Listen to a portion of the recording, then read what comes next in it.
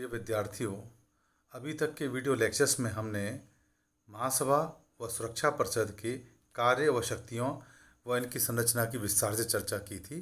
आज हम महासभा व सुरक्षा परिषद के मध्य क्या संबंध है, अर्थात उनके पारस्परिक संबंधों की हम चर्चा करना चाहेंगे। चार्टर के अनुच्छेद 7 के अनुसार सुरक्षा परिषद, महासभा दोनों ही यूएनओ के प्रमुख अंग हैं। ये चर्चा हम पिछले वीडियो लेक्चर्स में की थी कि चार्टर के अनुच्छेद 7 के अनुसार महासभा संयुक्त राष्ट्र संघ के प्रमुख 6 प्रमुख अंग हैं। उनमें सुरक्षा परिषद, महासभा दोनों भी यूएनओ के प्रमुख अंग हैं। इन दोनों अंगों का एक दूसरे के साथ घनिष्ठ संबंध है। कई मामलों में सुरक्षा परिषद तथा महासभा आपस में मिलकर कार्य करती हैं। आइए आज हम इस लेक्चर में उन बिंदुओं को इंगित करना चाहेंगे जिनके आधार पर हम ये जान पाएंगे कि दोनों ऐसे कौन से कार्य हैं जिनमें दोनों अंग मिलकर के कार्य करते हैं। पहला, अंतर्राष्ट्रीय न्यायालय की संविधि के अनुच्छेद 4 के अनुसार सुरक्षा परिषद तथा महासभा मिलकर न्याय के अंतर्राष्ट्रीय न्यायालय अर्थात अंतर्राष्ट्रीय न्यायालय के न्यायाधीशों का निर्वाचन करती हैं। ये बात आपको स्पष्ट पता होना चाहिए कि यूएनओ के एक प्रमुख अंग अंतर्राष्ट्रीय न्यायालय के जजों के निर्वाचन में महासभा व सुरक्षा परिषद दोनों समान रूप से निर्वाचन प्रक्रिया को चलाते हैं, और ये प्रक्रिया जब तक चलती रहती है जब तक कि दोनों अंग समान व्यक्तियों पर सहमत नहीं हो जाते हैं। अर्थात अंतर्राष्ट्रीय न्यायालय के जजों के निर्वाचन में ना तो सुरक्षा परिषद सिफारिश करती है महासभा को, ना महासभा सुरक्षा परिषद सिफारिश करती है। दोनों ही अंग इनके निर्वाचन की प्रक्रिया को समानांतर चलाते हैं और समान व्यक्तियों पर सहमत होने पर वो व्यक्ति यूएनओ के अंतर्राष्ट्रीय न्यायालय के सदस्य के रूप में निर्वाचित हो जाते हैं। तो इस प्रकार ये पूरी प्रक्रिया अंतर्राष्ट्रीय न्यायालय की संविधि के अनुच्छेद 4 में दी गई है, जिससे स्पष्ट है कि अंतर्राष्ट्रीय न्यायालय के जजों के निर्वाचन में महासभा और सुरक्षा परिषद दोनों मिलकर उस प्रक्रिया को चलाते हैं। वहीं चार्टर के अनुच्छेद 4 के अनुसार कोई भी राज्य अर्थात देश संयुक्त राष्ट्र का सदस्य तभी बनाया जा सकता है जब उसके प्रार्थना पत्र पर सुरक्षा परिषद अपनी सहमति प्रदान करे तथा महासभा अपने निर्धारित बहुमत से उस पर निर्णय ले और उसका अनुसमर्थन कर दे। ये चर्चा आपने पिछले वीडियो लेक्चर में की थी कि कोई भी नया देश यूएनओ का मेंबर जब भी बन सकता है या कोई भी नया देश यूएनओ में जब भी प्रवेश पा सकता है जब सुरक्षा परिषद अपने 9 सकारात्मक मतों से, 15 सदस्य संख्या है टोटल सुरक्षा परिषद की, उसमें से 9 सदस्य यदि सकारात्मक मत देते हैं और उनमें भी 5 स्थायी देशों की सहमति अनिवार्यतः हो, तो ऐसी सिफारिश पर महासभा अपने निर्धारित बहुमत से उस देश को यूएनओ का मेंबर बना सकती है।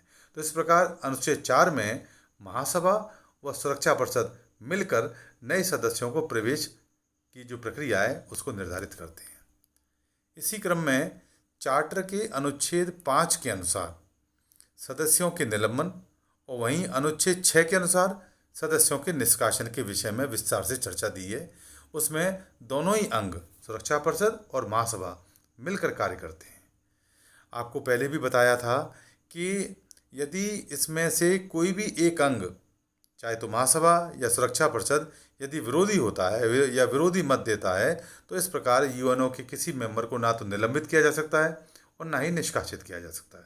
निलंबन की प्रक्रिया यही थी कि अनुच्छेद 5 के अनुसार कोई भी देश यदि यूएनओ के सिद्धांतों या उद्देश्यों के विरुद्ध कार्य करता है जिससे कि अंतर्राष्ट्रीय शांति और सुरक्षा को खतरा उत्पन्न होने की आशंका हो या खतरा उत्पन्न करने वाले की जिम्मेदारी उसके ऊपर हो, तो सुरक्षा परिषद की सिफारिश पर जिसमें 9 सकारात्मक मत हों, उसमें भी 5 स्थायी देशों की सहमति भी हो, ऐसे सुझाव पर महासभा अपने निर्धारित बहुमत से उस देश को निलंबित कर सकती है, सस्पेंड कर सकती है। और वहीं अनुच्छेद 6 के अनुसार यदि कोई भी देश बार बार जानबूझकर यूएनओ के सिद्धांतों का या यूएनओ के उद्देश्यों का उल्लंघन करता है, आदतन करता है, तो फिर सुरक्षा परिषद की इसी प्रकार की सिफारिश पर, जैसा कि सस्पेंशन में था, उसके आधार पर महासभा उसको अपनी यूएनओ की सदस्यता से हमेशा के लिए निष्कासित कर सकती है। तो इस प्रकार यूएनओ की सदस्यता प्रदान करने में, यूएनओ के सदस्यों के निलंबन में और यूएनओ के सदस्यों के निष्कासन में महासभा और सुरक्षा परिषद मिलकर कार्य करती हैं। ये उनमें आपस में निर्वाचन संबंधी सहयोग एक दूसरे के प्रति, इसके आधार पर दोनों में संबंधों को हम परिभाषित कर सकते हैं। चार्टर के अनुच्छेद 15 के अनुसार सुरक्षा परिषद को अपनी वार्षिक रिपोर्ट महासभा को भेजनी होती है। जो भी महासभा ने, जो सुरक्षा परिषद ने जो भी गतिविधियां, जो कार्रवाई, जो विचार विमर्श, जो प्रस्ताव पारित किए हैं, उनकी एक टोटल रिपोर्ट सुरक्षा परिषद महासभा को प्रस्तुत करती है अनुच्छेद 15 के अनुसार। तो इस आधार पर भी दोनों के संबंधों को हम परिभाषित कर सकते हैं। इसके अतिरिक्त सुरक्षा परिषद के बजट को भी महासभा पारित करती है, क्योंकि कोई भी कार्य, कोई भी अंग बिना बजट के नहीं कर सकता है।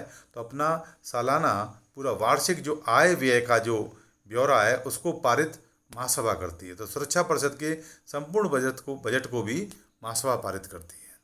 इसी क्रम में जहाँ तक विश्व शांति और सुरक्षा को बनाए रखने का प्रश्न है, चार्टर के अनुच्छेद 24 के अनुसार इसकी प्राथमिक जिम्मेदारी सुरक्षा परिषद पर है।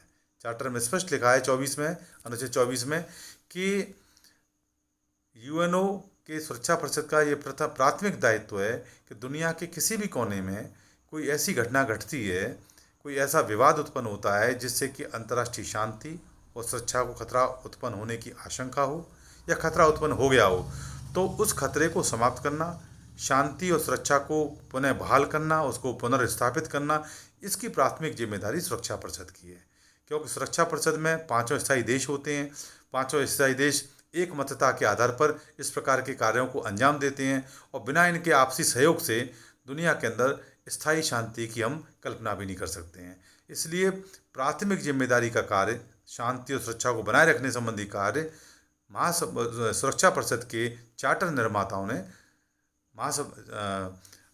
यूएनओ के चार्टर निर्माताओं ने सुरक्षा परिषद के ऊपर डाली थी। परंतु सुरक्षा परिषद अपनी जिम्मेदारी को पूरी करने में यदि असफल रहती है या आंशिक सफल रहती है या अपने आप को असहाय महसूस करती है, तो इस विषय में महासभा कार्य कर सकती है। जैसा कि चर्चा पूर्व में मैंने की थी पिछले लेक्चर में कि 3 नवंबर 1950 को महासभा ने एक प्रस्ताव पारित किया था जिसको कहते हैं यूनाइटिंग फॉर पीस रेजोल्यूशन, शांति के लिए एकता प्रस्ताव। और इस प्रस्ताव ने महासभा को वो सारी जिम्मेदारी, सारी शक्ति प्रदान कर दी जो चार्टर में, मूल चार्टर में सुरक्षा परिषद के पास थी। अर्थात शांति और सुरक्षा को बनाए रखने की जो प्राथमिक जिम्मेदारी सुरक्षा परिषद की थी, यदि सुरक्षा परिषद असफल होती है, उस कंडीशन में यूनाइटिंग फॉर पीस रेजोल्यूशन, शांति के लिए एकता प्रस्ताव के तहत महासभा वो सारे कार्य कर सकती है जो अध्याय 6 और अध्याय 7 में, जिसमें सामूहिक कार्रवाई की चर्चा की गई है या शांतिपूर्ण समाधान की बात कही गई है, और अध्याय 7 में जो बाध्यकारी समाधान की बात कही गई है, इन कार्यों को करने की पूरी शक्ति, पूरा अधिकार महासभा को मिल जाता है। अतः हम देखते हैं कि महासभा तथा सुरक्षा परिषद एक दूसरे से घनिष्ठ रूप से संबंध है। दोनों ही अंग मिलकर के एक टीम के रूप में कार्य करते हैं, जिससे कि दुनिया के अंदर शांति और सुरक्षा कायम रहे और दुनिया तीसरे विश्व युद्ध की ओर अग्रसर न हो। वास्तव में संयुक्त राष्ट्र अपने उद्देश्यों को तभी प्राप्त कर सकता है जब महासभा और सुरक्षा परिषद एक दूसरे के साथ सहयोग करें और मिलकर विश्व की समस्याओं का निवारण करें। क्योंकि हमने लीग ऑफ नेशन का अनुभव हमारे पास है, यदि महाशक्तियों में आपस में सहयोग नहीं होगा, एक दूसरे के विरुद्ध कार्य करेंगे, एक दूसरे की सलाहों को नहीं मानेंगे, तो दुनिया में शांति और सुरक्षा की हम कल्पना भी नहीं कर सकते हैं। और यही कटु सत्य को स्वीकार करते हुए सुरक्षा परिषद में समानता के सिद्धांत का उल्लंघन करते हुए इन 5 महाशक्तियों को वीटो पावर दी गई थी।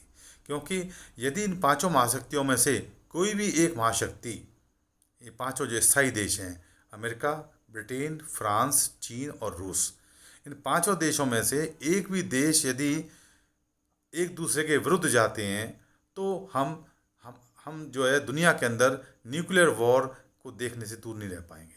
इसलिए स्थायी शांति की स्थापना के लिए ज़रूरी है कि 5 महाशक्तियाँ आपसी विश्वास के साथ, एक टीम फीलिंग के साथ यूएनओ के उद्देश्यों और सिद्धांतों को आगे बढ़ाएं।